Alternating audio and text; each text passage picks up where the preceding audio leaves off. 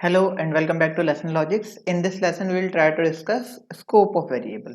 कि वेरिएबल का स्कोप कहाँ तक रहेगा कि पर्टिकुलरली जब मैं एक वेरिएबल को डिक्लेयर करता हूँ किसी एक फंक्शन के अंदर तो वो वेरिएबल उसी फंक्शन तक वैलिड रहता है।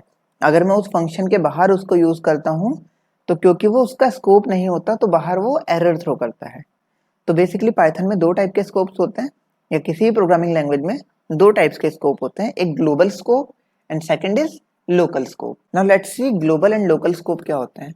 जैसे मैंने यहाँ पे एक फंक्शन लिखा हुआ है माई फंक ए इज इक्वल टू 50 प्रिंट ए।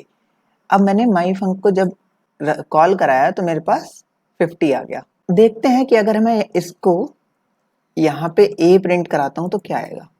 यहाँ पे एक एरर आया है कि a इज नॉट डिफाइंड। ये एरर क्यों आया? जो a वैल्यू थी मेरी वो इस फंक्शन के अंदर डिफाइंड थी, इस फंक्शन के बाहर उसका स्कोप था ही नहीं, कोई उसे जानता ही नहीं था कि इस फंक्शन के बाहर a कुछ है भी। तो इसीलिए name a is not defined का एरर आएगा जब भी हम उसको फंक्शन के बाहर कॉल कराएंगे। फंक्शन के अंदर अगर हम कॉल कराएंगे तो वो वैल्यू को प्रिंट करा देगा। ये तो था लोकल स्कोप, इसको कहते हैं हम लोकल स्कोप कि जब भी फंक्शन के अंदर मैं कोई वैल्यू लिखता हूं तो दैट इज वैलिड जब तक वो फंक्शन की बॉडी के अंदर होता है, फंक्शन की बॉडी के बाहर वो वैलिड नहीं होता है। दूसरी चीज कि जब मैं किसी एक वेरिएबल को बाहर लिखता हूं किसी स्कोप के यानी कि मेन बॉडी के अंदर लिखता हूं तो उसको मैं किसी एक फंक्शन के अंदर यूज कर सकता हूँ। दिस इज ग्लोबल स्कोप कि इसका स्कोप ग्लोबली है, ये पूरे प्रोग्राम में ग्लोबली यानी कि पूरे के पूरे प्रोग्राम में थ्रू आउट कहीं भी इसको आप यूज कर सकते हैं, चाहे आप इस फंक्शन के अंदर यूज करें चाहे आप फंक्शन के बाहर यूज करें। ठीक है, दिस इज ग्लोबल वेरिएबल। अब नेमिंग वेरिएबल क्या होता है? हमारे सिलेबस में एक और टॉपिक है नेमिंग वेरिएबल के नाम से, तो वो क्या होता है? तो नेमिंग वेरिएबल में क्या होता है कि अगर मैंने एक parameter a is equal to 50 global variable में दिया हुआ है और अगर मैं एक पैरामीटर सेम नाम का एक फंक्शन के अंदर दे देता हूं तो क्या होगा? इस केस में क्या होगा, जो ये अंदर वाला a है ये इस लोकल स्कोप के लिए इस a को रखेगा, जबकि ये वाला जो a है वो इस फंक्शन को छोड़ के बाकी पूरे प्रोग्राम में a की वैल्यू को पास करेगा, क्योंकि इस फंक्शन में इसका एक लोकल a है इसलिए इस फंक्शन में ग्लोबल a नहीं जाएगा। ठीक है, तो अगर मैं इसे रन कराता हूं तो क्योंकि मैंने पहले माई फंक को कॉल कराया तो पहले ये 20 कॉल हो जाएगा। अब अगर ये ग्लोबल वैल्यू को रिप्लेस कराता तो यहाँ पे इसको चेंज करता कि a की वैल्यू यहाँ पे 20 हो जाती है, मैंने यहाँ पे प्रिंट कराया तो 20 आना चाहिए था, बट यहाँ पे 50 आया है। अब हम देखते हैं अगर मैं यहाँ पे प्रिंट a पहले भी कराता हूँ और बाद में भी कराता हूँ तो क्या होगा। पहले 50 आया क्योंकि ग्लोबल वेरिएबल था, फिर मैंने फंक्शन को कॉल कराया तो यहाँ पे मैंने प्रिंट a दिया था, तो ये a जो होगा वो लोकल वेरिएबल a की वैल्यू को प्रिंट करेगा तो उसने 20 प्रिंट कराया। देन ये वाला प्रिंट a जो था ये फिर से ग्लोबल वेरिएबल की वैल्यू लेगा तो इसने फिर से 50 प्रिंट कराया। अब आता है कि अगर मैं किसी फंक्शन के अंदर ग्लोबल वैल्यू को एक्सेस करना चाहूँ तो मैं कैसे करूंगा। तो उसके लिए मुझे क्या करना पड़ेगा, मैं एक कीवर्ड लिखूंगा ग्लोबल a, फिर मैं दे दूंगा a इक्वल टू 30। अभी जो मैंने ये फंक्शन के अंदर वेरिएबल बनाया है ये ग्लोबल वेरिएबल बन चुका है। ग्लोबल कीवर्ड लिखने से मेरा जो भी वेरिएबल होता है जो मैं किसी फंक्शन के अंदर बनाता हूँ वो रेफर करता है ग्लोबल स्कोप को।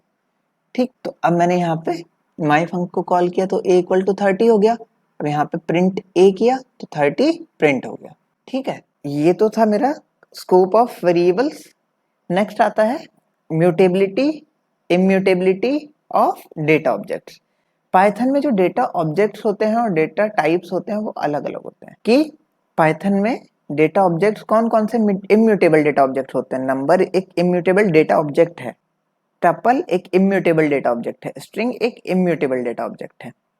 और वहीं पे म्यूटेबल डेटा ऑब्जेक्ट्स में क्या क्या आते हैं, म्यूटेबल ऑब्जेक्ट्स में आते हैं लिस्ट, सेट एंड डिक्शनरी। तो फंक्शन कॉलिंग के टाइम पे ये immutability and mutability of data objects की क्या वैल्यू है। अब देखेंगे कि जब मैं इम्यूटेबल डेटा टाइप्स के साथ में काम करता हूँ फंक्शन कॉलिंग के टाइम पे, जैसे कि मैंने एक ये कीवर्ड बनाया है इम्यूटेबल फंक्शन के लिए चेक करने के लिए। अभी यहाँ पे क्या होगा, मैंने a इक्वल टू 10 पास किया, 10 इज अ नंबर और ये एक इम्यूटेबल डेटा टाइप है, तो अभी मैंने इसमें a पास कर दिया तो num के अंदर 10 आ गया होगा और num किसी एक वेरिएबल को गया होगा, उसकी कोई एक आईडी होगी। सिमिलरली यहाँ पे मैंने फिर ऐड करा दिया, उसके बाद num किसी और वेरिएबल को गया होगा और उसकी एक आईडी होगी। अब इस फंक्शन को रन करने के बाद क्या हो रहा है, पहले मैंने a इक्वल टू 10 बनाया तो वो किसी एक डेटा पोजीशन पे किसी एक आईडी के साथ चला गया होगा, तो जब मैंने इस a को यहाँ पे पास किया तो वहां पे मेरा नम यहाँ पे पास हो गया होगा। अब मैं देखता हूँ कि यहाँ पे a की आईडी क्या है। मैं देखता हूँ कि यहाँ पे a की जो वैल्यू है वो ऊपर से अलग है या सेम है। a is a, id is id of a।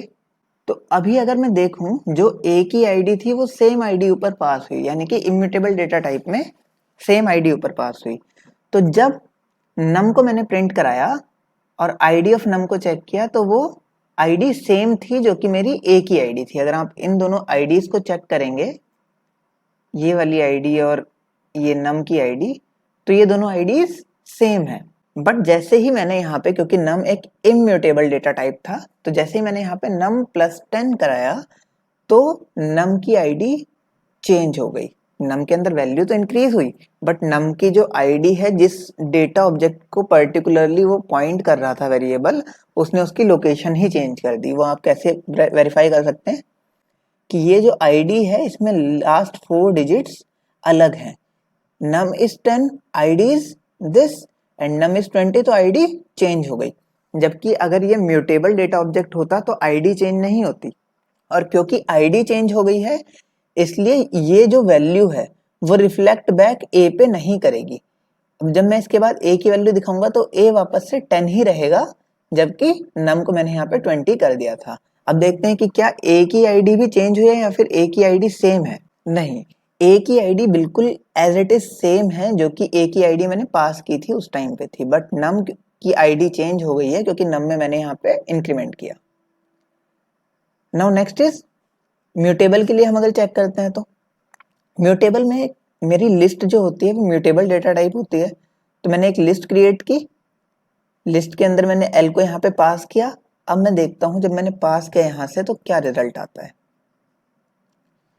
जब मैंने पास किया तो उस टाइम पे आईडी मैंने चेक की कि ये आईडी थी। फिर मैंने लिस्ट में एडिशन कराया, लिस्ट में थोड़ा अपडेट कराया और लिस्ट की आईडी उसके बाद चेक की तो लिस्ट की आईडी तभी भी सेम थी और वेरिएबल में यहाँ पे इंक्रीमेंट हो गया था। अब यहाँ पे देखता हूँ कि क्या मेरे को ये रिफ्लेक्ट बैक होगा L। अगर मैं अभी यहाँ पे L प्रिंट कराता हूँ तो मेरे पास जो रिजल्ट आ रहा है वो अपडेट होने के बाद आ रहा है, क्योंकि अगर मैं इम्यूटेबल टाइप को पास कर रहा था तो वहां पे एड्रेस चेंज हो रहा था, आईडी चेंज हो रही थी। अब जब मैंने म्यूटेबल डेटा टाइप को पास कराया तो वहां पे आईडी चेंज नहीं हुई है, तो इस वजह से जो भी इंक्रीमेंट वहां पे ऊपर वेरिएबल में हुआ है, चाहे वो सेम वेरिएबल हो या डिफरेंट वेरिएबल हो, वो यहाँ पे वापस से रिवर्ट बैक आया है। Hope you got things from this lesson. Don't forget to like, share and subscribe to our channel. See you in the next video. Till then, stay home, stay safe. Thank you and Jai Hind.